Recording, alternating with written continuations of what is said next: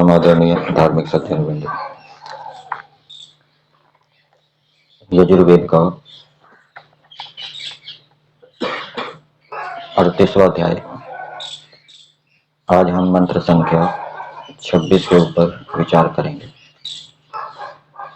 पीछे हमने मंत्र संख्या 24 को देखा था, उद्वयम तमसस् परि, और इस मंत्र का विनियोग संध्या में उपस्थान मंत्रों में भी किया गया है। इस मंत्र के भावार्थ में महर्षि दयानंद लिखते हैं कि मनुष्य विद्युत आदि विद्या को प्राप्त हो परमात्मा को साक्षात देखें।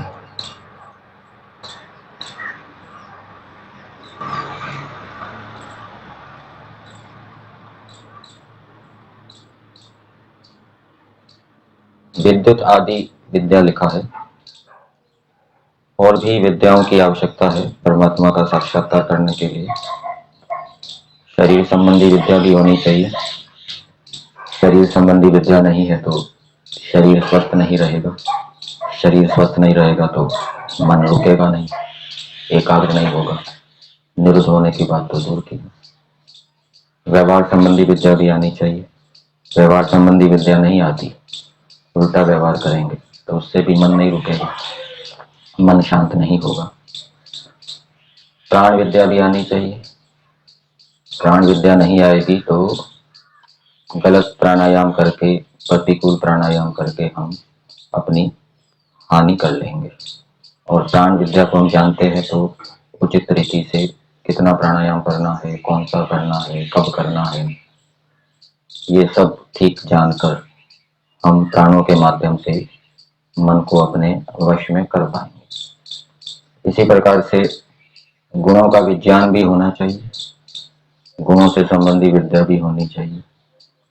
जब हम दूसरों के गुणों को देखते हैं, उपकारों को देखते हैं, तो उससे हमारा मन प्रसन्न होता है, प्रेम भाव उत्पन्न होता है। और प्रसन्न होने से एकाग्र होगा। और गुणों को नहीं देखेंगे, दोषों को देखेंगे, न्यूनताओं को देखेंगे तो मन अप्रसन्न रहेगा, दुखी रहेगा, एकाग्र नहीं होगा। निरुद्ध होने की बात तो दूर की। इसी प्रकार से धर्म संबंधी विद्या भी होनी चाहिए। धर्म अधर्म, कर्तव्य अकर्तव्य को ठीक ठीक जानना, कौन से देश काल परिस्थिति में हमारा क्या कर्तव्य है, ठीक प्रकार से कर्तव्य का निर्वहन नहीं करेंगे तो उससे मन एकाग्र नहीं होगा। एकाग्र नहीं होगा तो फिर निरुद्ध भी नहीं हो सकता। तो ये सारी विद्याएं आवश्यक हैं, इनको जानना। जिन पदार्थों का हम सेवन करते हैं उन पदार्थों से संबंधी विद्या भी होनी चाहिए। जल विद्या, कौन से पानी का हम सेवन करें, कब सेवन करें, कितना सेवन करें। जल से भी मन शांत हो जाता है। जल के ऊपर रहा जाता है कई दिनों तक मन को शांत करने के लिए, भोजन छोड़ दिया जाता है। तो वो जल संबंधी विद्या भी हमें पता होनी चाहिए, जिससे कि हम अपने मन को शांत कर सकें, रोक सकें। तो ये सभी विद्याएं परमेश्वर के साक्षात्कार में, या दूसरे शब्दों में कहें चित्त की निरुद्ध अवस्था को प्राप्त करने में सहायक होती है। आज हम मंत्र संख्या 26 को पढ़ेंगे, उसके ऊपर विचार करेंगे। मंत्र है यावती द्यावा पृथ्वी यावच्च सप्त सिंधवो वीतस्थिरे तावंतम इंद्र ते ग्रहम ऊर्जा गृणामि अक्षितम मयि गृणामि अक्षितम। मंत्र का देवता है इंद्र, और इंद्र शब्द मंत्र के अंदर भी आया है। यहाँ पर इंद्र के दो अर्थ किए गए हैं, एक विद्युत और दूसरा परमेश्वर। विद्युत के समान परमेश्वर। इंद्र शब्द विद्युत के लिए भी प्रयोग होता है।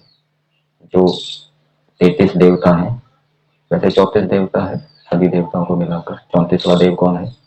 परमेश्वर है। तो उसमें विद्युत को भी देवता बताया है इंद्र नाम, क्योंकि वो ऐश्वर्य का कारण है। और इसमें वाचक लुप्तोपमा अलंकार समझना चाहिए। यहाँ पर यद्यपि भावार्थ में दिया नहीं है, लेकिन संबोधन के अंदर वाचक लुप्तोपमा अलंकार, ईश्वर की उपमा किससे दी जा रही है?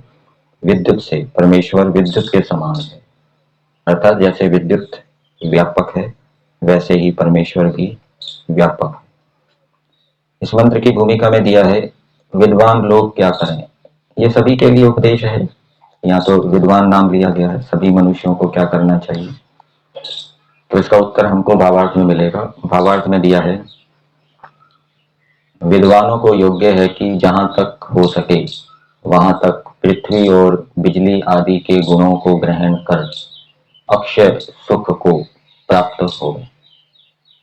पृथ्वी और बिजली आदि के गुणों को ग्रहण करना अर्थात इनके गुणों को जाने, निश्चय करें परीक्षा करके, और फिर उन गुणों का उपयोग करके अक्षय सुख को प्राप्त होना चाहिए। ये इस मंत्र के अंदर बताया।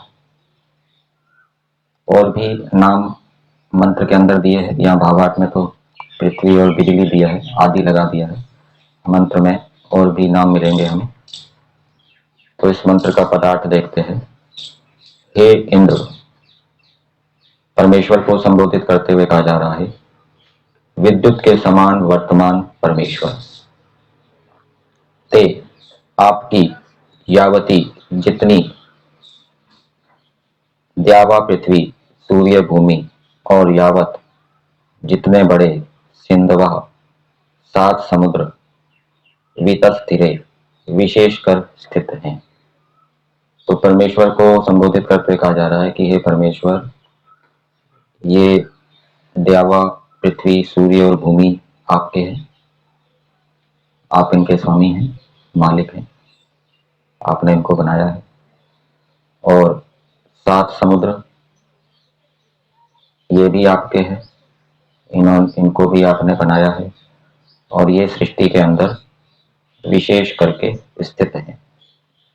सूर्य मध्य में स्थित है सौरमंडल के, और भूमि उसके चारों ओर घूमती है।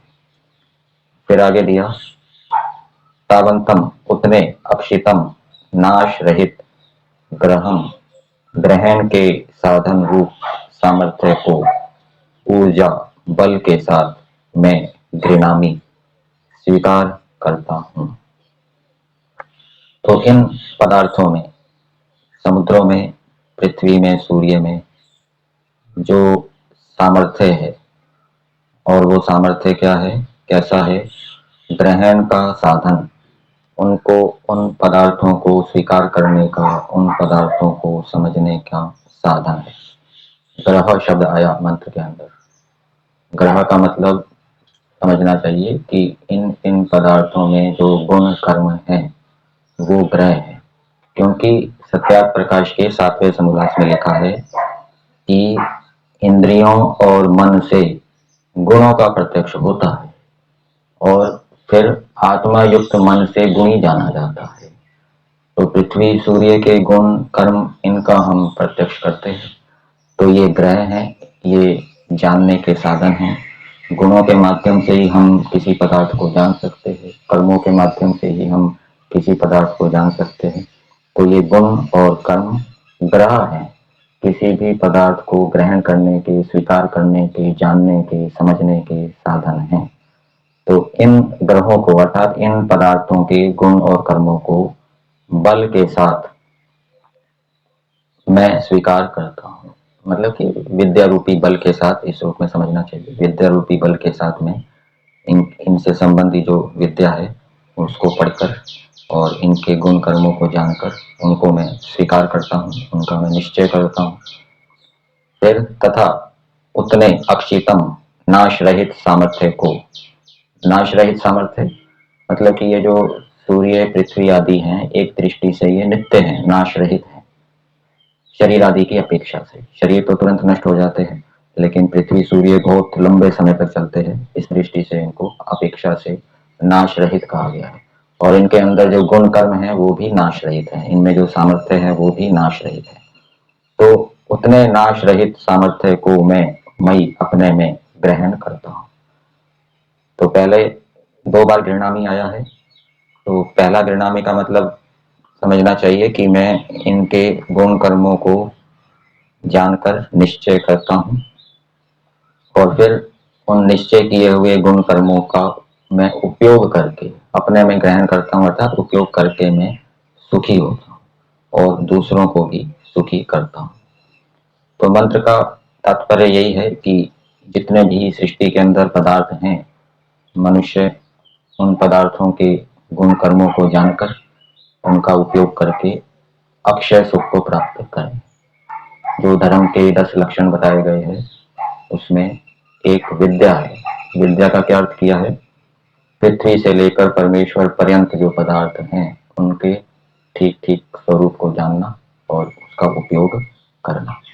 तो यहाँ कुछ पदार्थ उदाहरण के रूप में दिए हैं। सभी पदार्थों को समझना चाहिए, पृथ्वी से लेकर परमेश्वर पर्यंत। उन पदार्थों को गुण कर्मों के माध्यम से जानकर, समझ के, निश्चय करके फिर उनका उपयोग करके हमें सुखों को प्राप्त करना चाहिए।